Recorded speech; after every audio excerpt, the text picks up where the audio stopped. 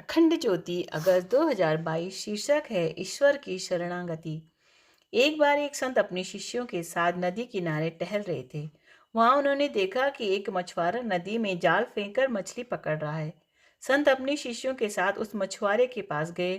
उन्होंने शिष्यों को जाल में फंसी मछलियों को देखने को कहा। उन्होंने कहा कि ध्यान से इन मछलियों को देखो।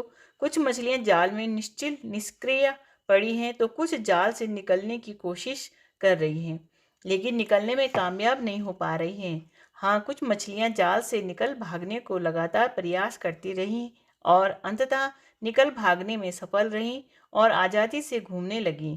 नदी में कुछ मछलियां ऐसी भी थीं जो जाल में फंसी ही नहीं।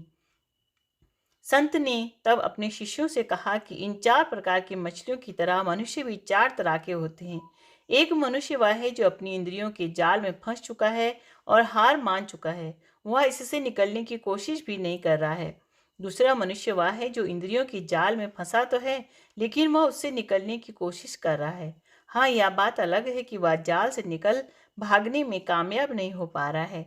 तीसरा मनुष्य वह है जो इंद्रियों के जाल में फंसा भी है और उससे निकल भी गया और अब वह अपनी आज़ादी का आनंद बना रहा है।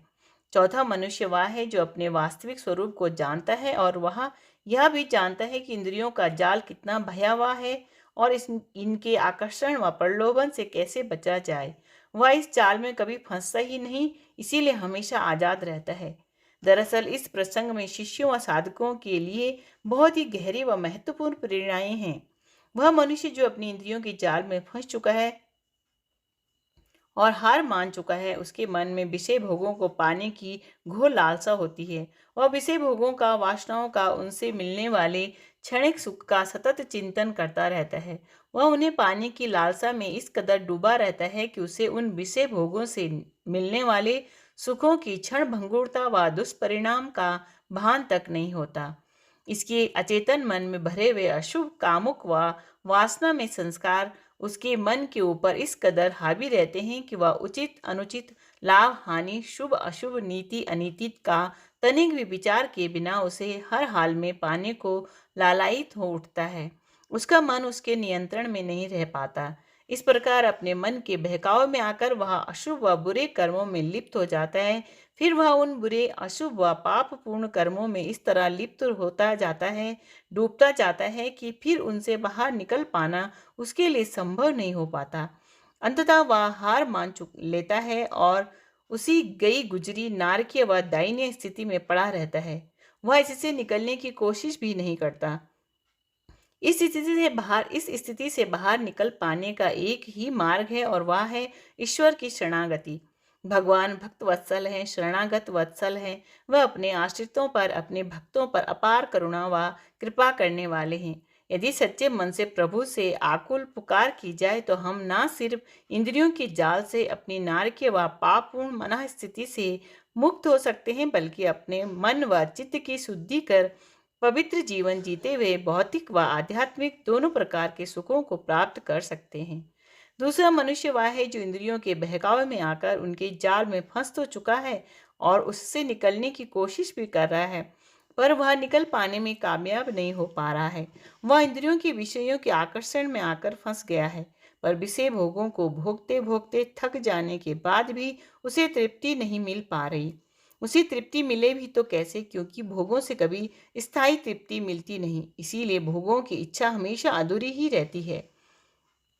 इस बात का उसे थोड़ा थोड़ा एहसास होने लगता है, इसलिए वह इस स्थिति से बाहर निकल भागना चाहता है, पर इस जाल से निकल भागने का सही मार्ग उसे पता नहीं, इसीलिए वह निकल नहीं पा रहा। पर हाँ, उस एक पहले वाले मनुष्य से अच्छा तो है जो निकलने का प्रयास ही नहीं कर रहा है। फलस्वरूप वह पहले प्रकार का मनुष्य अनंत काल तक, अनंत जन्मों तक नारकीय स्थिति में ही पड़ा रहेगा, जन्म मरण के चक्कर में पड़ा रहेगा। उस नार की स्थिति से निकल भागने की चाहत ही सबसे महत्वपूर्ण चीज है जो इस दूसरे प्रकार के मनुष्य में है। आवश्यकता इस बात की है कि यह चाहत हमेशा बनी रहे। वह प्रभु से बार बार प्रार्थना करता रहे कि प्रभु मुझ पर कृपा करो। करुणा सिंधु प्रभु उस पर करुणा अवश्य ही करेंगे। धीरे धीरे उसका संकल्प बल मजबूत होता जाएगा। वह प्रभु कृपा से उस स्थिति से बाहर निकलता जाएगा। क्योंकि प्रभु भी, भगवान भी उसी की मदद करते हैं जो पहले अपनी मदद स्वयं करता है। यह तीसरा मनुष्य प्रथम और द्वितीय प्रकार के मनुष्य से अच्छा है, जो इंद्रियों के जाल में फंसा भी है और निकल भी गया। कभी कभी लंबे समय तक तप साधना कर लेने के बाद भी अचेतन में अवशेष रह जाते हैं। काम वासना के संस्कार समय आने पर सक्रिय हो जाते हैं, क्योंकि अब तक उनका समूल सबीज नाश हुआ नहीं।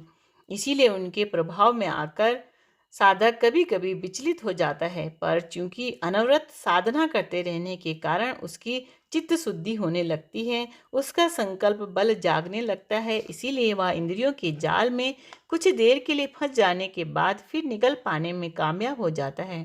इंद्रियों से परे होकर उसे जो इंद्रियातीत आनंद की अनुभूति मिलने लगती है, उस कारण वह पूर्व की भांति सामान्य मनुष्यों की तरह इंद्रियों के विषयों के प्रलोभन, आकर्षण व क्षणिक सुख के जाल में फंसने वाला नहीं रहता।